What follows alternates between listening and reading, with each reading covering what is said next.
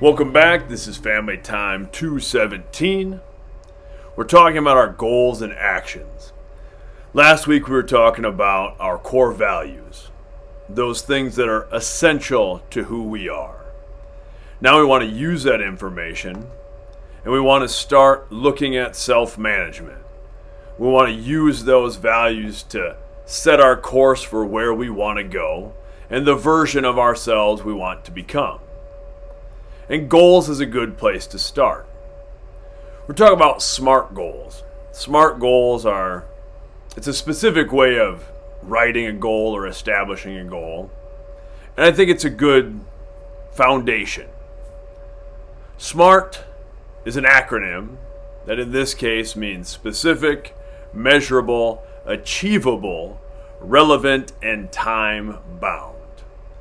A lot of times when people are trying to set goals, they're too vague about them. So that's the first thing, is you have to be specific. If somebody says, I want to get in shape. Well, what does that mean? That means a lot of different things to a lot of different people. We have different starting points of our current physical fitness. If you have a specific endeavor in mind, a power lifter is going to train a lot differently than somebody wanting to run a marathon. So we have to get specific. That's where most people fall off at the beginning, is the goal is just too vague, too broad. We got to dial it in. The next thing is it has to be measurable. Did you achieve the goal, or are you achieving the steps along the way? And we want to make that as simple as possible, yes or no. Again, saying, I want to get in shape, that's really vague, so it's hard to measure what that is. It's hard to measure progress. And that can become frustrating if we're not seeing progress.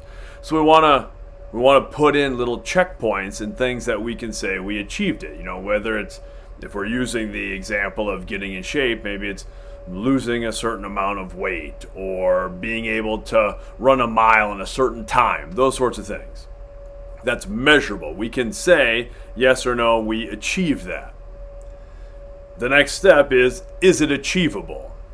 And that, I think the small goals need to be achievable. I'll talk about this more later, but that's a hard thing to dial in sometimes because we don't want to set the bar so low for our ultimate goals. We want the steps along the way to be very achievable. I say this a lot. How do you eat an elephant?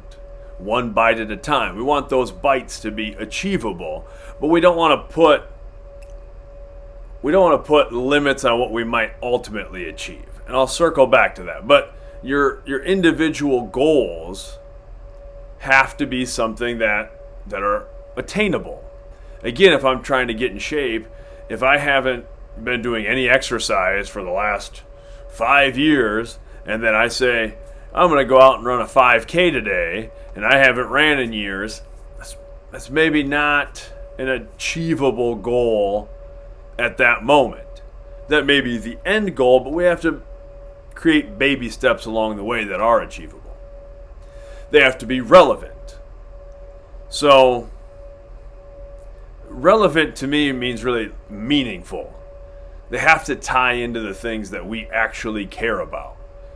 They have to tie into our core values, the things that are important to us.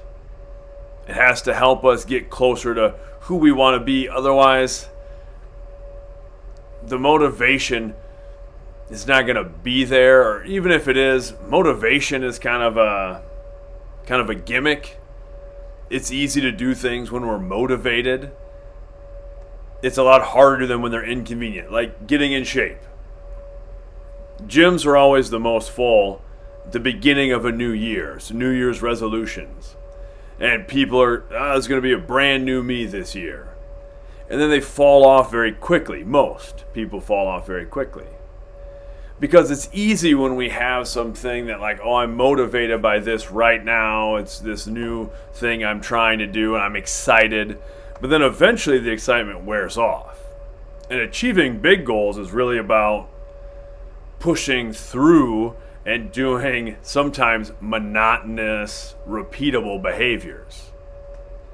So it's easy when we feel like it's fresh, and it gets harder after a while, but that's when it's really important. So if we can tie it into something bigger, tie it into something more meaningful to who we are, then it becomes relevant. And then the last thing is it has to be time bound. We don't want things to be open-ended. Again, saying, I'm going to get in shape. Well, what does that mean and by when? If we don't have a time limit on it, it's very easy to just keep pushing it down the road. I'm sure we all do this. I certainly am guilty of this, but I imagine a lot of you have done this. Students, when it's like, oh, I know this project is due a month from now, and the teacher gave me all this work time to work on it, but I didn't really do anything because I can keep kicking the can down the road. The deadline's not here yet. And then all of a sudden it's like the night before, it's like, oh man, I gotta cram, I gotta hammer this all out. Sometimes we need that pressure. We need it to be like kind of an emergency situation, and then we can be creative when we can get down to business. Well, we can take control of that and not make it an actual emergency. We can use that to be like, this is my time limit. I'm going to put these boundaries on it, and I'm going to force myself to work on these things. So that all being said, I think that's really good information. And I think that's a really great way to build our habits, to build actions. For me, that is the key. It's good to have goals, but I think sometimes a lot of goals can be limiting, right? Like, let's say it's a sport, okay? A lot of us have extracurricular activities, sports. Even if you're not in sports, hopefully understand the analogy makes sense. If you're like, oh, I want to be a varsity football player, that is a great goal. And you can get fairly specific with it. I want to be a varsity football player. That's specific. You can say yes or no. You started on the varsity team or not.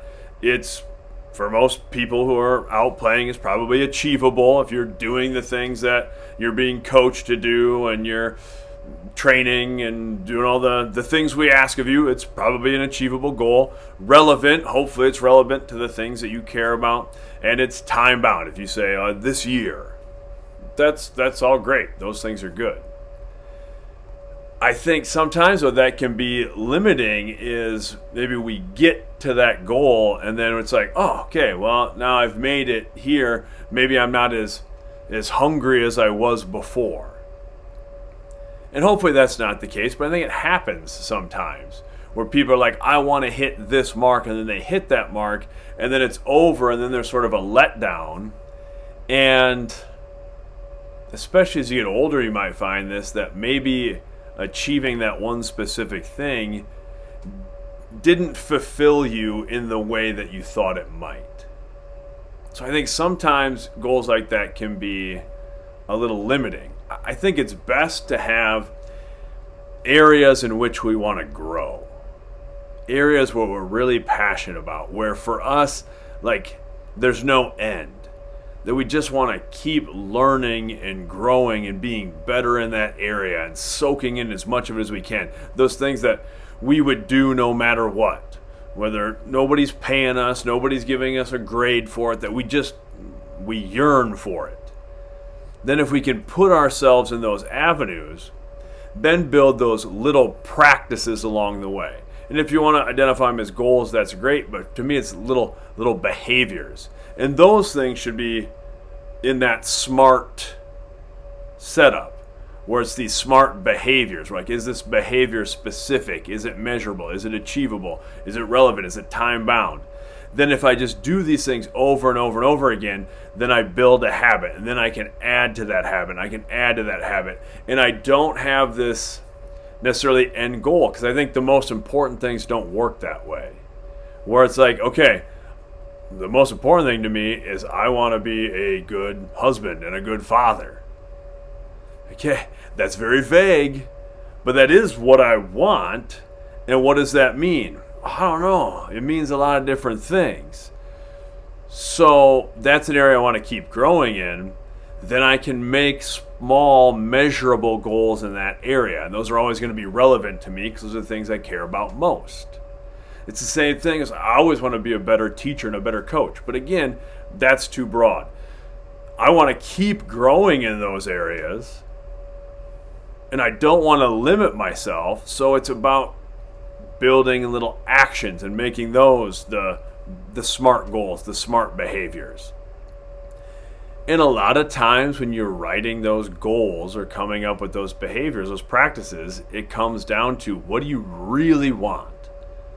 And then what are you willing to give up to get those things? Because that's really what it takes. It takes sacrificing things and it takes that discipline. And a lot of times we shy away from discipline like we think it's going to be limiting, but it's the opposite. Discipline will set you free. Discipline will let you achieve the things you want to achieve, be the person you want to be. So all that in mind, I want us to focus in. I want you to think of an area where you want to keep growing. And then we're going to try to narrow that down to a specific SMART goal that can help you on that path, or a SMART behavior. And for me, the best thing to do is make it this big, ongoing, never-ending path that we're happy to walk no matter what, even when it's difficult, and attach that to our values, and then make these behaviors as simple and attainable and repeatable as possible, so that we can say yes or no. Did I do this thing? Yes or no? And then we can build momentum from there. All right, until next time, much love.